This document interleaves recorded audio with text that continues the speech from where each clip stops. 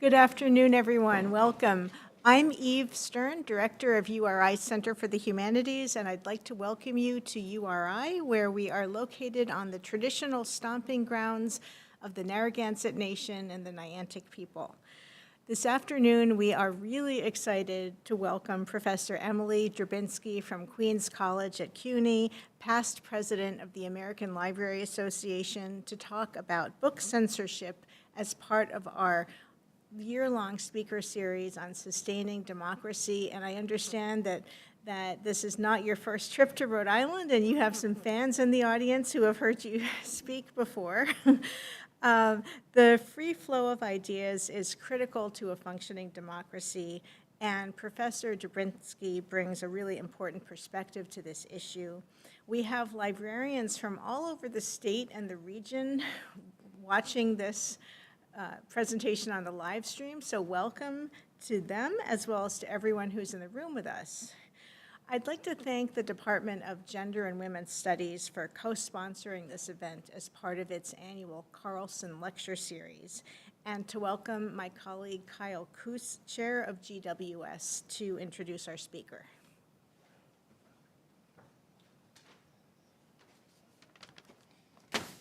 Hi, everybody. How you doing? That was really bad. No, seriously. How y'all doing? All right? All right, great. All right, so you stole a couple of my lines there, Eve, so that's good. I'll kind of cut down to like paragraph 3 here. So we come together today at an ominous time in American history. The fragility and hypocrisies of American democracy, while always apparent to many indigenous people, people of color, women, and members of the LGBTQIA+ communities, all of whom have long suffered violence and indifference through the hands of the American state, are just now becoming real for others of us. It has been 43 days since 1,000 employees of USAID were illegally put on leave. It's been 51 days since Trump issued an executive order attempting to ban transgender people from serving in the military. And 10 days since Mahmoud Khalil was illegally detained and imprisoned as the Trump administration tests just how far the American courts and American people allow him to go to suppress dissent and rob all of us of our rights to free speech and free assembly. Today's speaker, Professor Emily Drabinski, embodies John Lewis's notion of getting in good trouble, necessary trouble. Professor Drabinski is an associate professor at the at Queens College, Graduate School of Library and Information Studies at City University of New York. She's a past president of the American Library Association, and before that served as a counselor at large for the ALA from 2017 to 2020. She's the recipient of numerous honors and awards, including a Publication of the Year Award in 2015 from the Association of College and Research Libraries. In 2024, she was selected to give the National Leadership Lecture at Dalhousie University titled Collective Power, Public Good, Library Leadership for Everyone. She edits the book series Gender and Sexuality and Information Studies for Litwin Books and the Library Juice Press, and has written pieces for Truth Out and the Los Angeles Review of Books. And while not official fodder for one CV, I admired Professor Drabinski for clashing publicly with the Moms of Liberty over their efforts to ban books and suppress the stories of queer folk and people of color. And as the Queens College student newspaper aptly described her, Dr. Drabinski is not just an ordinary professor. Indeed, she is a trailblazing scholar activist dedicated to illuminating the crucial role of libraries in the maintenance of a healthy democratic culture, and librarians as vital citizens enabling the free circulation of ideas in society to produce an educated and free body politic. So please join me in welcoming Professor Drabinski to URI.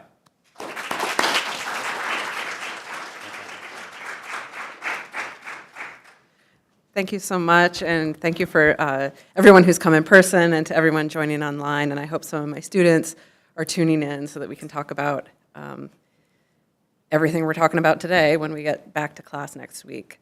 It's just a joy and a pleasure to be back in Rhode Island and to be here with my fellow ALA volunteer leader, Ed Garsha, and to see the head librarian at Warwick here in the audience as well. This is not my first time to Rhode Island. We were here last June as part of my ALA Presidential Library Tour where we stopped in Cranston at Cranston Public Library to interview a few folks about the power of libraries right here in the state. And before you ask me, the film is going to be more expensive than I thought, and it's going to take longer than I thought, but we're going to get it done. Really incredible things happening here at the library. The talk title, Libraries at the End of the World, is the talk I sent Evelyn back in the fall when I was supposed to come last semester and had to reschedule. And to look back at the title as I was preparing to come here this afternoon, we're closer to the end of at least my world than we were even 3 months ago. It's sort of terrifying. And so I'm glad to be in community with people who care about the library, who care about liberal ideas, who care about democracy, who care about people. It's good that we have this time together. So I'm going to go ahead and start. It's hard, right? The end of the world. I was on my way up here, and I think my phone went off 5 different times with versions of the end of the world. I'm pretty harried getting here, in part because last Friday night, when I thought I was going to be checking out and Friday vibing, instead, we got the news that the Institute of Museum and Library Services has been targeted now for elimination by the Trump administration. Imagine my dismay, and I'm sure the other librarians in the room, when we opened the New York Times and read their story about the IMLS, and it said, an obscure national agency. Right? And I was like, there is absolutely nothing obscure about the Institute of Museum and Library Services. This is an agency that is at I think 0.003% of the federal budget, but means things like my colleague and friend Otter Bowman, who is a librarian in rural Missouri, not rural, Otter's not rural. It felt rural because it was in New York City, which is where I'm from, but Columbia, Missouri is in fact the capital of Missouri, so apologies, Otter, if you're listening. But Otter spends $7,500 in federal money that's a grant from the Institute of Museum and Library Services to run a high school program at her public library for adults who have not graduated from high school. $7,500. The cancellation, the elimination of IMLS means the elimination of that program, and that's just Otter and one tiny program. And just as I talk, that is in the background, is the sense of crisis that we have, those of us who care about libraries. And I'd be interested in the Q&A to hear from other folks who stand to lose quite a few things. But I think when we talk about the end of the world, when we talk about the apocalypse, and I forget who says it this way, the apocalypse is unevenly distributed, right? It has already arrived. It has arrived multiple times for people all over the world. And in 1972, the end of the world arrived in Man, West Virginia. That year, 2 dams that were built by coal corporations. Man is in the heart of coal country. Has anybody been to West Virginia? Okay, I've been to West Virginia, like to Charleston, but then we drove through to get to rural Man, and I was like, I could have been in New Zealand. It was it's so beautiful, West Virginia. It's like soaring sort of cliffs, mountainous and green, and it's beautiful, and that is where this country has done some of the most intense environmental destruction through mining in coal country. So in 1972, just days after being certified as safe by 2 federal regulators, 2 dams built by coal corporations broke, and they flooded.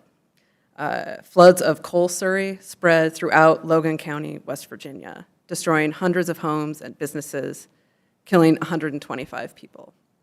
Last June, as part of this library tour that we took, which covered 4,951 miles in a van, I would say 4,900 of those miles driven by me, all over the country. We started here in Rhode Island, and we drove from here to Man. And when we got there, we visited the library and talked with one of the survivors of the destruction of Man, West Virginia. And as she described watching one of her uncles grab onto the back of a car or a truck to try to hold on and keep himself from dying in the flood, it was like she had been there that morning, right? The intensity of the end of her world, still so immense after more than 50 years. And then we stopped by to visit 50 years later at Man, this town, population 727. The library there in Man does most of the things that strong public libraries do in the United States. And that the community libraries that I've visited all over the country, 31 states, I've visited 7 countries, the best public libraries do. The library offers literacy and storytelling programs for children, internet connections for people in the community that don't have them. You walked in and it was unobtrusive and just like a cardboard box in the corner, but it said Narcan in red with an arrow pointing down, distributing Narcan to a community ravaged, like so many of ours, by the opioid epidemic. That a job service program, connecting people who were rotating out of coal, right? And the workers that we talked to, sort of their careers don't look like mine, right? Where I've been a librarian for more than 20 years, they look like the lives of people in really difficult situations and circumstances in this country where the apocalypse happens again and again and again. A job in coal, we talked to a guy who there was a lot that was hard about being president of the American Library Association. Deep harassment by the extreme right that has now taken over the federal government was part of that. I'm happy to talk about that. But one of the fun things about it is you go somewhere and people want to show you around. And so when we got to Man, the mayor and a friend of his took us on a couple of ATVs up to the mountain to see sort of what the land looked like. And one of the guys who was with us talked about his career moving from a coal mine to, he worked at an auto parts company, he did some HVAC work, right? People really trying to make their way, and the library for him was where he learned about the kinds of ways his life could begin again. The library is managed by Eddie Tackett. He took over when his mom, Elizabeth, retired after decades, but when we got there, Elizabeth is still there. Still every day. And, you know, she and Eddie run the library, and when they see a need in their community, they work hard to meet it. One of those needs is as a retainer for historical memory, right? The library holds documents related to the history of the Buffalo Creek flood from 1972. Boxes of photographs and newspaper clippings, memoirs from people who had experienced and survived the flood. And while in Man, we interviewed a local labor rights activist who's been working to restore the memory of the mine workers' strikes in the region. And she said about the library, the Buffalo Creek Memorial Library holds on to public memory until we're able to confront it. So the Buffalo Creek Library, I think, is the best of what libraries can be. Free to everybody at point of use, you can just walk in and use it. Safe, regardless of gender, race, or economic condition. Ms. Tackett said that often she'll just be at the library and she'll get a call from somebody in the neighborhood, and they'll say, hey, have you seen my brother anywhere? And she'll say, yeah, we saw him, he was just here at the library. It's warm and welcoming. The library was a just engine of joy and laughter. The time we spent there was not grim, right? The interview was grim with this woman, but mostly people were just really excited to show us their library. And it was these are sort of the rare elements of US public life that I think are available in the library and perhaps nowhere else, and that is becoming more and more true, right? So I'm going to talk about Man, but also a few other ends of the worlds that have come, and the argument I'd like to make is that while libraries are still standing there at the end of the world, right, the Buffalo Creek Memorial Library as a space that celebrates the memory of the people who were lost, that holds on to the documents related to that disaster and that catastrophe, but a place also of the present, right, of people coming in and living their full lives in a warm and safe community where they are welcome. I think of the public library as kind of the only place like that left in the United States. I think about what institutions are analogs for what the library is and what it means for people. And the closest I've come is a public park, right? For students in my 701 class, if you're watching, we read for class this week the extended Stanford Encyclopedia of Philosophy entry on the public good. And the public good, I think, is what the library is, and the park is something similar. It is an institution that is open to everyone, right? No one is excludable, it's not excludable, and it's not rivalrous. I can enjoy the library, and so can you. If I use it, you can also use it. Maybe the hold list for the newest you know, what's the bestseller everybody's reading? It's All Fours. Did people read that book? That was the one. Like, it was on the hold list for 4 months until the Miranda July book finally came in. But with the exception of the electronic holds, perhaps, it's non-rivalrous. We can come in, we can use the library, we can enjoy it. And the other sort of structures, right, we have are public parks, where, you know, it's not indoors and they turn the water off in the winter, and the post office, where everybody can come in, you buy a stamp, you can send a letter. And I think that analog is a really useful one, especially when we look at two of the institutions that are being targeted most intensely right now by the Trump administration. One of them is the library. One of the first federal workers fired by Donald Trump was the book ban czar that had been brought in by President Biden to respond to what has been 5 years of ongoing assaults on the right to read, assaults on libraries that I think are bound up with assaults on people, right, that I'll talk about in a few minutes. The library and the post office are also the only two institutions that circulate things to everybody, right? So anybody can get mail, anybody can come in the library. I think a lot about that circulation function. One of the things I saw during my term as president of ALA were libraries that had libraries of things, right? So it used to be you go to the library, you get a book. Now you go to the library, you can check out a carpet cleaner, you can check out a bird watching kit, you can check out a telescope. I don't know what kinds of interesting things you've checked out. But I think that circulation of things suggests that the library is actually a space of decommodification. And it's difficult to imagine there's no analog to that in American society, right? You take a privately held commodity.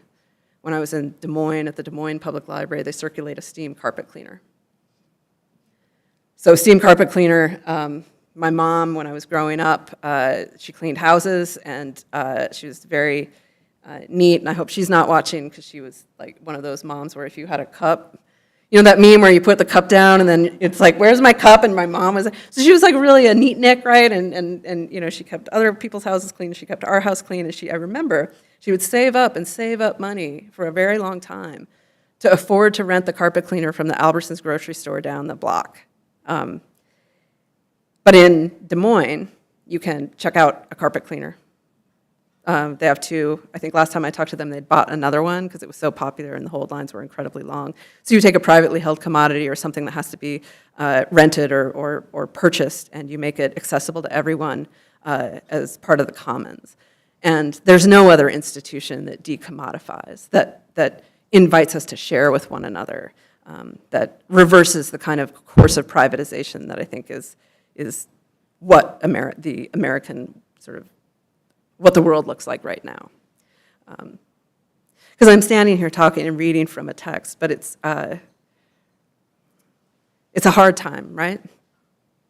And I'm vacillating back and forth between we're going to be okay, like norms will continue, or in the course of this talk, what else will they have dismantled? And they're taking aim at the library, absolutely. I think part of why I'm really struggling with that, the moment in terms of federal power, is because I really thought, as I was touring around the world or around the country, that we were winning, right? So I took office as ALA president I was elected in 2022 as the ALA president-elect, and then 23-24 was my term as president. And I arrived in that position as the first openly queer president of the ALA in its 147 years, which is interesting because every librarian I know is gay, right? We're just all homosexuals. But I stepped into this position at a time when we were seeing the ends of different kinds of worlds, different from the floods in man, but attempts to destroy the right to read about ourselves for queer people. In 2021, the American Library Association recorded the largest number of censorship attempts in U.S. public libraries in its history, in the history of its documentation. A year later, in 2022, that number doubled. In 2023, in 2023, it doubled again. In 2024, we began to see a little bit of a slowdown on reported challenges. So I was like, okay, that number is smaller, maybe we're winning. And what do you think all of these books had in common?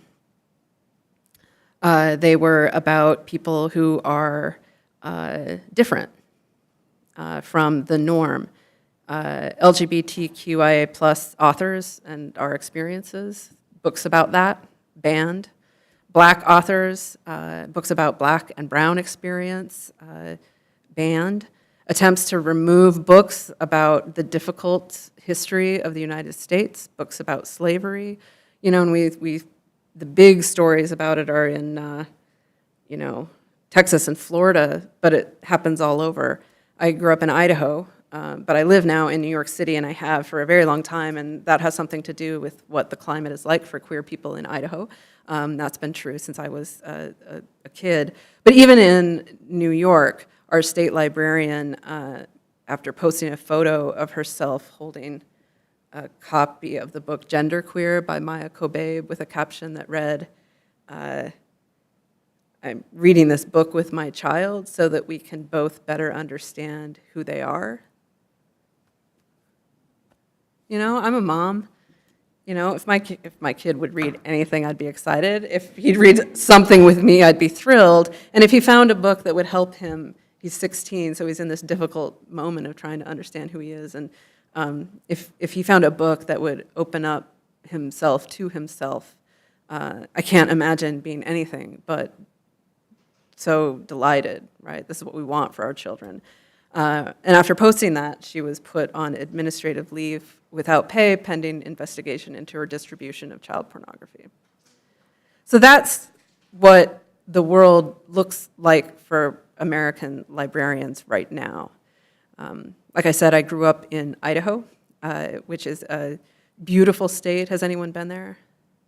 You've been there. It's gorgeous, right? Yeah, it's really like, in terms of natural beauty, it'll knock you out of the park. And when I was growing up there, it was always a very conservative state, right? But when I was a kid, extremists went into the woods and were separatists. And now they have taken over state power, especially in northern Idaho, where you'll have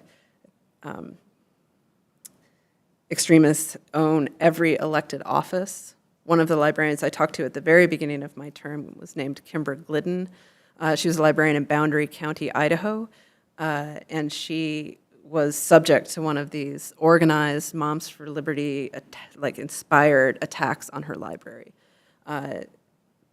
People came in with a list of 300 books that they wanted removed from the library immediately.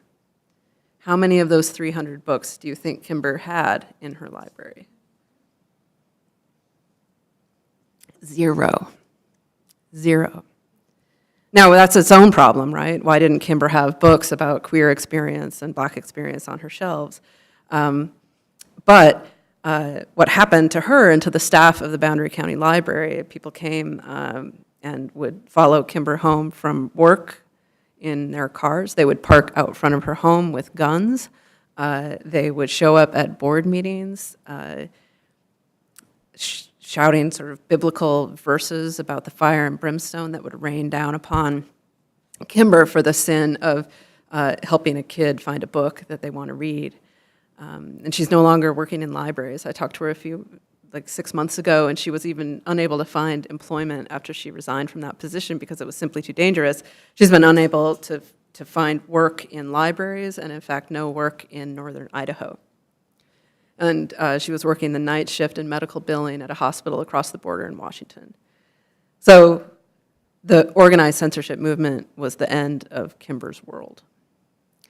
And there are lots of individual cases like that, but the ones that I think we need to be most worried about are the attempts to ban ideas, which I think are about banning people, that happen at the level of the state.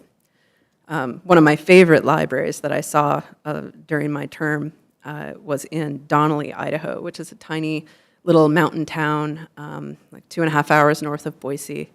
And in Donnelly, which is a population similar to Mann's, even smaller actually, I think it's something like 400. And Miss Sherry, if you're watching, please correct my number. But it's a town that's probably similar to a lot of towns here in Rhode Island, certainly similar to towns in West Virginia where the end of the world has already come, where a town that had been built on lumber and mining industries. Those industries are gone. It is now primarily state land, federal land management, forestry, federal forestry. So those jobs were cut in the first round of Trump, the sort of dismantling of the state took on, it hit Donnelly and Valley County, Idaho quite early.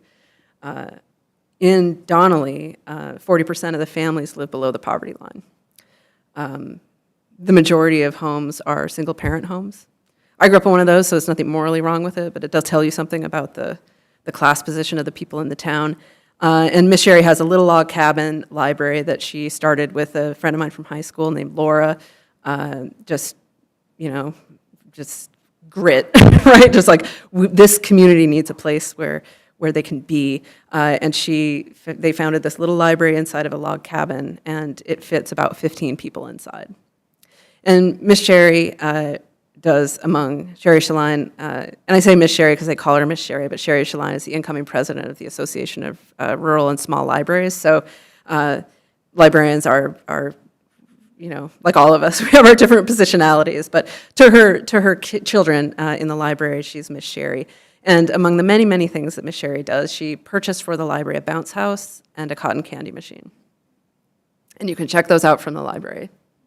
And it means that in a town where the majority of children are probably living sort of pretty hard-scrabble existences, everybody can have a really fantastic birthday party, and that matters a lot. Another thing that Sherry does in her library is host a monthly evening for trans and gender-expansive youth in Valley County. Now, I think you could ask a lot of people in Donnelly if there were any trans kids, and they would probably tell you no. But Miss Sherry is a librarian, and what librarians know is their communities, and so she knows that there are a handful of kids, 3 to 5, who use the library, and she would host a night library.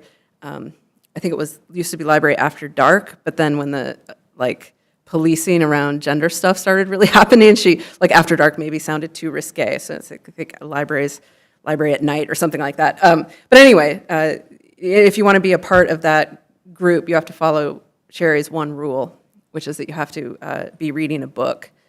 And when she was talking to me about this program, she said, this is, for these kids, 1 hour, one night a month is the only time that they can use the names that they have chosen for themselves and heard those names said by others. So Miss Sherry's response to trans youth in her community is not to eliminate them. It is to support them, to make them know that they have a home, to make them know that they are welcome in the library. In the last legislative session in Idaho, Governor Brad Little signed into law a new rule, HB 719, I believe, that said that if anyone comes into your library, they don't even have to be a patron or a parent. If they come into the library and they ask for a book to be moved because it feels dangerous to them, right? A book about gender, a book about queerness, a book about me, right? I try to remember that, like me. And I'm just, I'm not dangerous, right? I'm a little bit of a dangerous driver. I got lost trying to find the parking lot, and then I just stopped the car and looked around, and then somebody scooted around me. And I want to hear about the Rhode Island left. Then you could take a turn. Yeah, I don't know. My partner's from Michigan, so I'm wondering if they're related. Anyway, so I'm a little bit dangerous on the road, but I'm not a dangerous person due to the people that I love. And it's people like me and stories like mine that they're trying to ban. And so this new law in Idaho, if someone comes in and says, I don't think this book about queer gay penguins, this picture book about 2 male penguins who sit on an egg, that's how I know it's not really about that, because that's just too absurd. If you don't move this book about 2 male penguins who sit on an egg at the request of anyone, you could be fined $250. $250, a petty, tiny, you guys run budgets, right? $250, you can absorb it, right? $250, it's nothing in the state budget for Idaho, but it is everything for a smaller rural library for whom that $250 might very well be their entire collections budget. So you have to move the book to another part of the library. Well, Sherry's library fits 15 people. There is no other room, right? She can't move the book. So in order to comply with the law, Miss Sherry instituted a rule that you had to either be with a parent or have a permission slip from your parent as an underage person to use the library. Can you imagine that? Like, we met so many people on this drive across the country, and one of my favorites was a woman in rural Kansas, and she was talking about the library being, no, it was not her, it was the guy who, menopause brain is one of them, but one of these people in the small town in Kansas who said that the library was the only place that she was allowed to go after school, right, or anywhere. I think her dad was a police officer and was very worried about her safety, but the library, you can always go to the library, right? How many of you went to the library as a kid without your mom, right? You live at the library without your mom, and it's this is taken now out of the possibility, it's no longer a possibility for the children of Donnelly, Idaho. It's the end of that world, right? Yeah, it's just really so hard. I'll tell you one last story about a place where something similar is happening. How many of you were following what's happening in Huntington Beach, California library? Huntington Beach is Orange County, California, so it's not la la land liberal LA, but it's a conservative community, but it's not conservative for the most part in the kind of extremist way that the library board has become. The city council and the library board, both of whom are attacking the Huntington Beach Library for the crime of having books about LGBTQ plus experience, books about me, in their collection.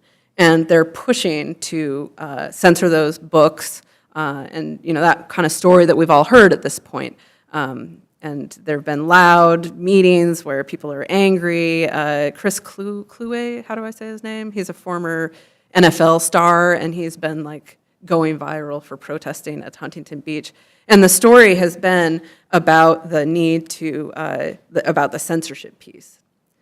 But the other thing that's happening, the other element of this fight against the library is an effort to undercut the library altogether.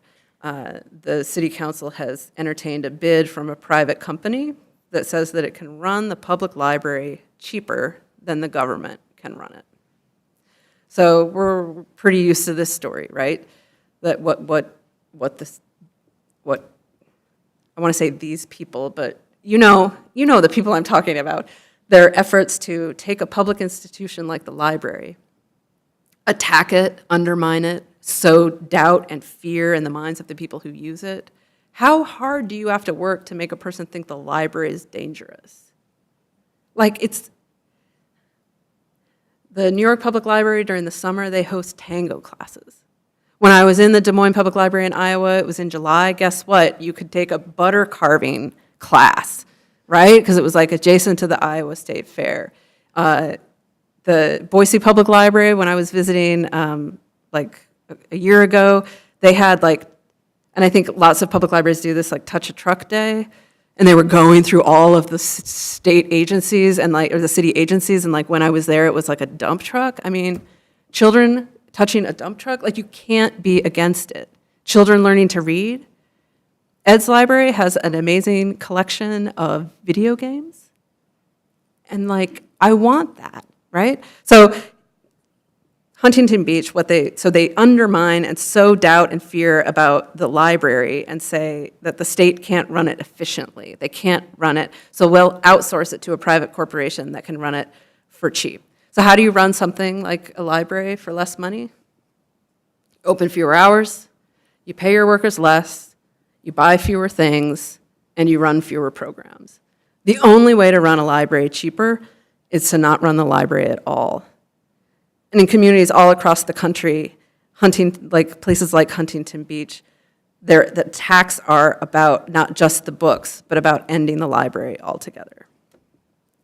But as I say to my classes, every time I get like caught up in the stories about how bad things are, I don't want us to ride a permanent bummer. But it's hard in this moment. In addition to my work as a librarian, I come out of the labor movement. I've been active in my unions over the full course of my career, and I understand how important it is to build the kind of power necessary to fight back against big, scary power. And that big, scary power, we often say in the labor movement, management is the best organizer, right? Nothing gets people together like, really suffering under the application of some brute force power. And it's definitely the case right now that our government is working overtime to organize us.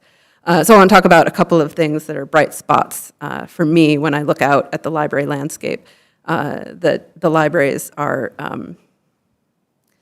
that we're maybe not quite at the end of the world, and that maybe the solution lies in the library in the first place. Lots and lots of great organizing stories, but my favorite one is a gay one, because I'm gay. A town in, a parish in Louisiana, St. Tammany Parish, which is just across Lake Pontchartrain in Louisiana, just across Lake Pontchartrain from New Orleans. So New Orleans, you could be very gay in New Orleans, right? There's lots of gay stuff to do in New Orleans, but two queer people, Mel and Jeremy, moved from New Orleans across the lake to St. Tammany Parish, and when they got there, they found they were kind of alone, right? There wasn't a big queer community. So what do you do when you're queer in a place and there's not a big queer community? You get together. You have a club. They started a club. It's called Queer North Shore. They do things like host potlucks, right? Everybody bring a lentil salad, a hummus. You bring a hummus, you bring a hummus, right? A bunch of, there would have to be enough lesbians that you think it's funny, right? Okay, so like a potluck, they'll host like a bar night, roller skating night, any, things that are social events that get together. And then they saw what started to happen in St. Tammany Parish Library.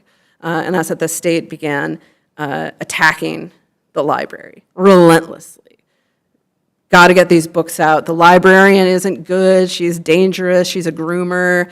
They said she was accused of having exchanged emails with me. That's how weird it got out there, right? Is the fact that I was a lesbian meant that all librarians were lesbian groomers, and it just was trippy, to say the least, to hear that somebody I had never met before was getting harassed at her job because she may have exchanged an email with me.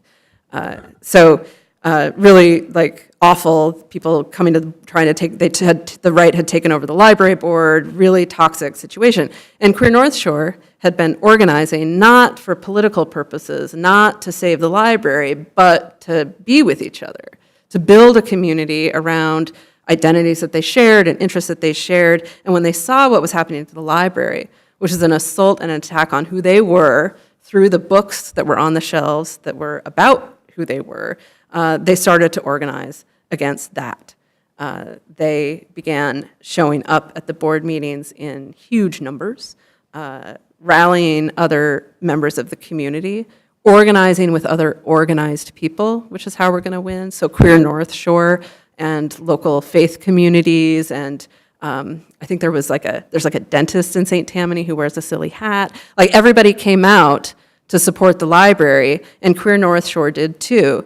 And I want to tell you that it meant that the library was saved, but that battle and that struggle is ongoing.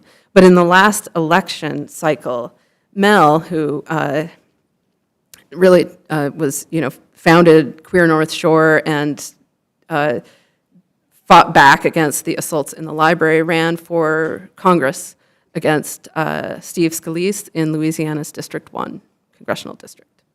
Mel did not win. But Mel was the first trans-identified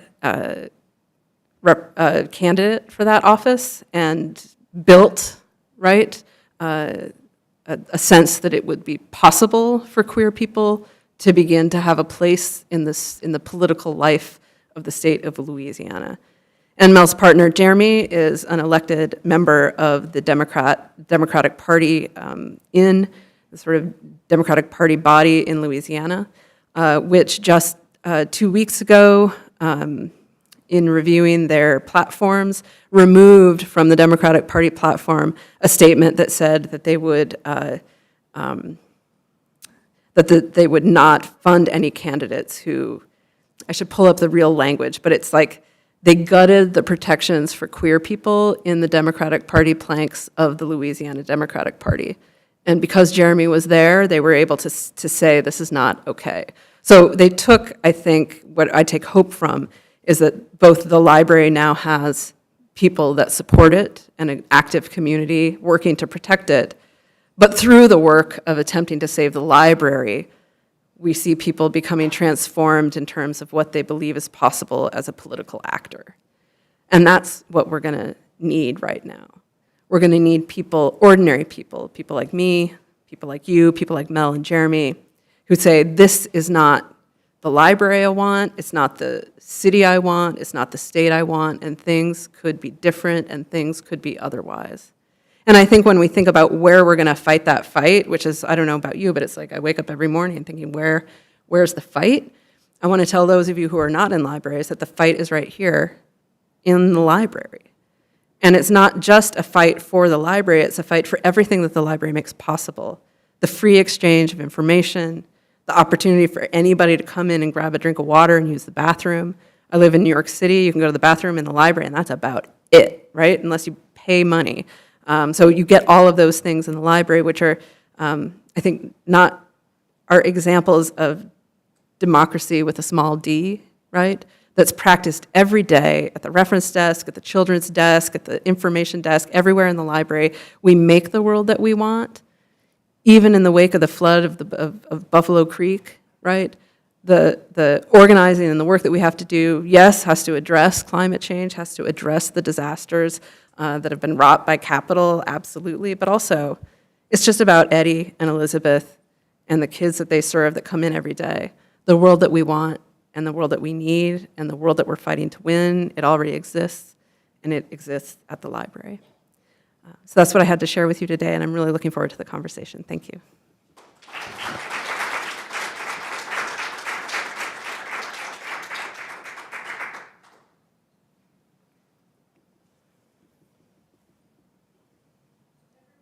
Time for questions, and people on the live stream, please feel free to type in your questions, and we'll get to them. So I'm going to come around with a microphone to take your questions.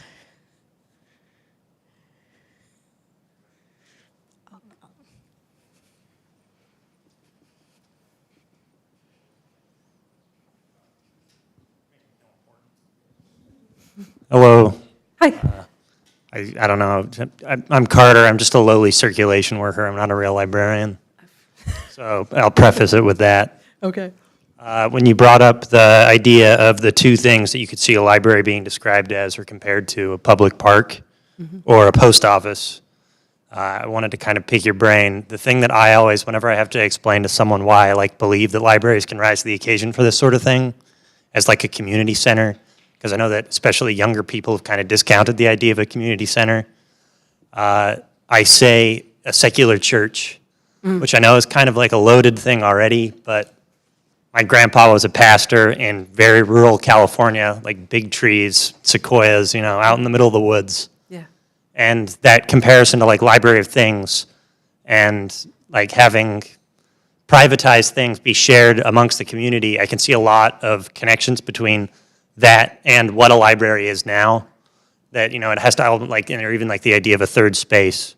But I guess I'm asking you, as much more an expert than I am, is that a dangerous thing to say in your opinion? Because I know that a church automatically comes with so many more loaded things.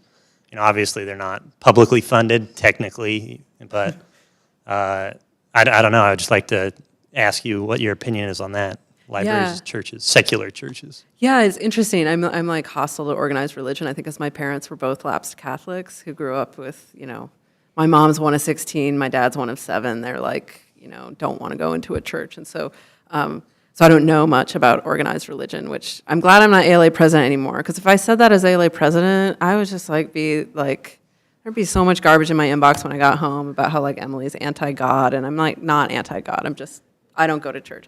Anyway, so I think it's loaded, and that concept is loaded. There's an author, a researcher, librarian, Fobazi Attar, who wrote a piece called something, but she coined this concept of vocational awe, which is, people look at the library as a kind of secular church where, because we believe in it so much, we're willing to give all of ourselves to it, right? And it's used often as a way to exploit library workers. And I'm definitely sensitive to the exploitation of library workers. Like, it is not okay that I talk about the library as like the last free public space, but that's not great. Like, I don't want that, right? But it's just like, that's true. And library workers I was talking to a public librarian friend of mine about the election of Trump, and I was like, are you scared? Are you devastated? And she was like, what I'm worried about is what this will mean for the lives of the people who walk through my door every day, right? That we get everybody through our doors, except the people who can afford not to go to the library, which unfortunately those are the people who make policy about libraries. Like, you wish that they were also avid library users. But so I think there's some, we don't want librarians to be seen as saints, because then you don't have to pay us very much, right? And if anybody in 701 is watching the live stream in my class tonight, one of the things we read about for class today was that what are the conditions necessary to obtain a public good, right? That a public good like a library, it only works if the systems and structures around it produce enough good, other forms of good, that people can take advantage of it. I was in Delhi, India in December, touring some community library spaces there, where there's a lot for us to learn from the Free Libraries Network, if you want to write that down, because they have been organizing around the library as a counter to the Modi regime. So, if we look at Trump and Modi and all the sort of global right-wing turn that our country is now fully in that world, right? It was really inspiring to see them organizing around the library as a public space, but as a solution to the authoritarian problem. But I was talking to one of the organizers there, and she said, well, we did all this work to make our library accessible, and we got a lift. So somebody in a wheelchair can come and use the lift to get up and down the floors of the library. But the sidewalks outside aren't navigable by a person in a wheelchair, right? And so the library can only do the sort of work of small d democracy. I'm a little off topic, but I don't know if I'm addressing your question, but it can only do that if the rest of the systems and structures are in place such that the library can really meet its need. Because like the other thing that libraries and post offices have in common for me are that I often don't want to be inside of them, right? Like there's a line and it's loud and this building is dirty and I've never been in a library that didn't have a bucket under a leak somewhere, right? So these are institutions that have been systematically undermined for a much longer period of time than Trump or the 5 years of the censorship sort of struggle. But, they're institutions where you walk in and, I used the post office this Monday and I walked in and it was like one person, bulletproof glass everywhere, line was really long, I was late, I was really mad, and then the temptation is to be like, I hate the post office. When what I hate is an underfunded post office, and what I hate is an underfunded library. I hate these under-resourced public institutions. So, I think for people, but my second master's degree is in rhetoric, so I think for people who, if it was a church, they'd like it. To those people, if you're listening, it's a secular church, Yeah. So, I don't know, I appreciate your question,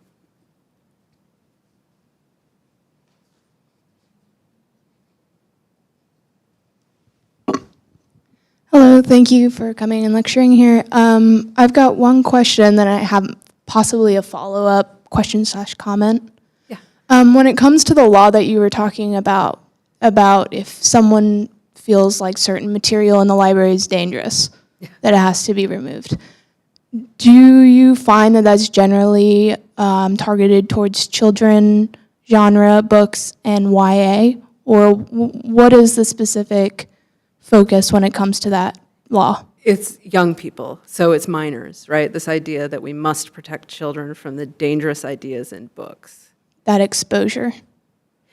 Yeah. And what I always find interesting about that is you never see the same people arguing to censor materials also arguing for free school lunch. You know, they never do those two things, which is how you know it's not about safety. But yeah, it's YA, it's graphic novels, it's manga, it's books kids want to read. Yeah. I was thinking about, there's a parallel that people have used that I suppose the woke left uses when it comes to Trump's rise, the second presidency, and that's of Hitler, which has been mentioned. And when you were talking about the book banning and the, I mean, essentially, organized book burnings, because it's now just social media, not piles of books. It reminded me of, and I had to look up the dates, but it was 1933 when they burned a bunch of books from the Institute of Sexuality. Yeah. And the majority of those books were about transgender experience and medicine.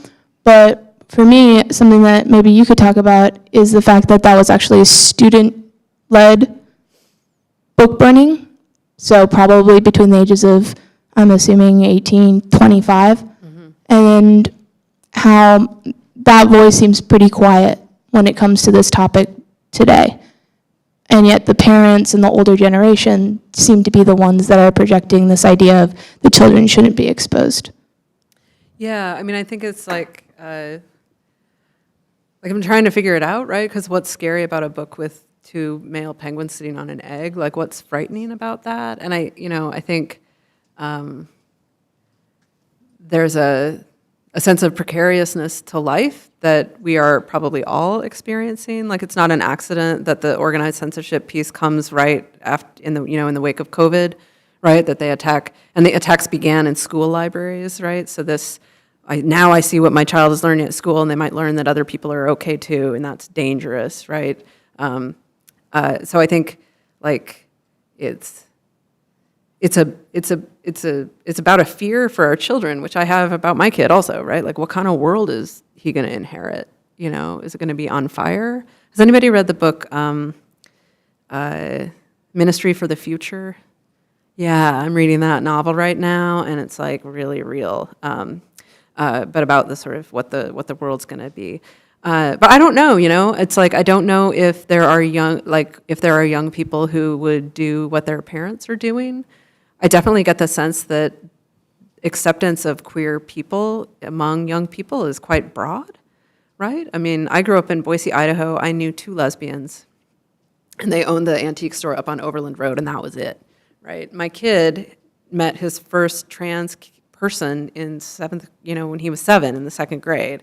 So the world is, I think, substantially different, and there is more openness.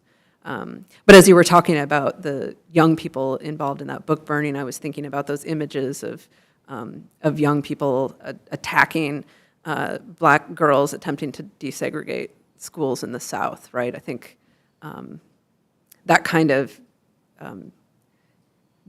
evil is what we're dealing with now. Yeah. We have a question from the live stream. Have you read Celeste Ng's novel, Our Missing Hearts? A gripping novel where librarians play a key role in trying to fight terrible things happening in communities and families. What did you think? I didn't read it because I read her novel about Shaker Heights, and I didn't love it, and so I didn't read her second one. But I'll put it on my list. Yeah. It's interesting, though, because people often cast librarians as heroes, and we're not heroes. We're doing the work of small d democracy every day, right? That is what we are doing, and that's not heroic. And I think when we call it heroic, in some ways we make it seem like we couldn't all be involved in the ordinary work of improving the world for everybody, like, even though I got confused and lost and worried and scared driving to the parking lot here. When I stopped my car in the middle of the road, which, by the way, is very dangerous, it just drove around me. It wasn't a big issue, right? Like we just collaborated on the road to try to figure out the best way. So, that's just, that's what librarians are doing every day. We are problem solvers. We solve the problem that's in front of us, and that's what all of us need to be doing right now. Yeah.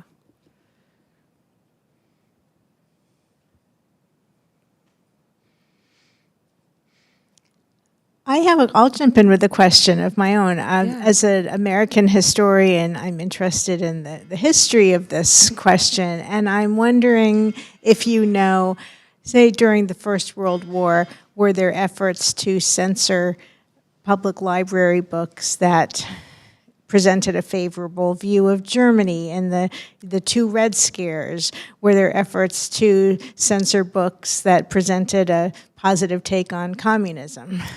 Yeah, there's a great film that was actually sponsored in part by the American Library Association that came out, I think, in 1936 or 7, starring Bette Davis, called Storm Center.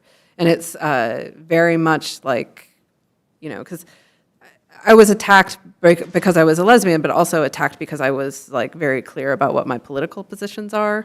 Right, so I tweeted that I couldn't believe a lesbian Marxist was president of the American Library Association. I still can't believe that a lesbian Marxist was, and maybe never will be again, because of how awful it turned out to be. But it like very much was the Lavender Menace kind of thing, and I think we're seeing that again. So Storm Center is about a small town librarian who was asked by her community to take a book about communism off the shelf at her library, and the ensuing chaos around that decision. So definitely this has many echoes of that. One of the things we learned about 2 weeks ago, if any of my students are watching from my 702 section, we were reading about the Library Awareness Program, which was a program during the Cold War where there was an effort to ferret out books about the Soviet Union that presented the Soviet Union in a positive light. I think the problem with library history is that often the only people interested in it are librarians.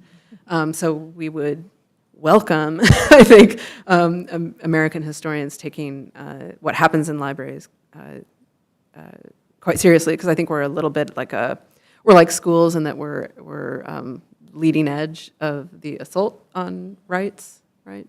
And often are at the forefront of the battle. I joined the American Library Association when I started library school in 2001, which was, I started library school in August, and then 3 weeks later, I was working at a branch of New York Public Library when the World Trade Centers fell. And the American Library Association went on to be I think pretty much the only large professional body that came out really publicly opposed to the USA Patriot Act. And I joined because I was like, here is an agency, even when the entire, like every other part of this culture is saying more war and more violence is the answer to what we just experienced. And I lived in New York then, right? Like it smelled like dead people for weeks. It was devastating, right? And the last thing I wanted was for anybody to have to ever experience that again, right? And so I was very proud to be a librarian in a body that said, this is not what we want. We don't give away our core values and the things that we believe simply because there's some other kind of history happening around us. And so, the ALA and in this moment, I think, has to take that same kind of assertive stance. But, right, like we're all in this moment where our institutions, like one of the alerts I got on my phone is that the Trump administration has threatened $175 million of funding for the University of Pennsylvania because they'll let, the 1 or 2 trans athletes who want to play sports play sports? I mean, what, right? That's the world we live in right now. So it's not that I'm not, dismissive of the cost of being brave in this moment, especially for institutions. But I think we need to be, and I think, as I listen to so many Republican Congress people say they didn't want to say anything because they might get a death threat. I was like, talk to any of the librarians that I talked to over the course of my year. Talk to a school librarian in Alabama. Give a phone call to somebody who works at a public library in Texas or Florida. They're so, I wasn't even allowed to go to Texas. Texas is so hostile to queer librarians and the queer communities that librarians serve. I'm like, yeah, talk to a librarian if you want to get brave. Well, thank you so much, Emily, for a really moving and important talk. And thank you all for coming. Please stick around, have a cookie, some coffee, chat with our speaker for a minute if you have time to stay.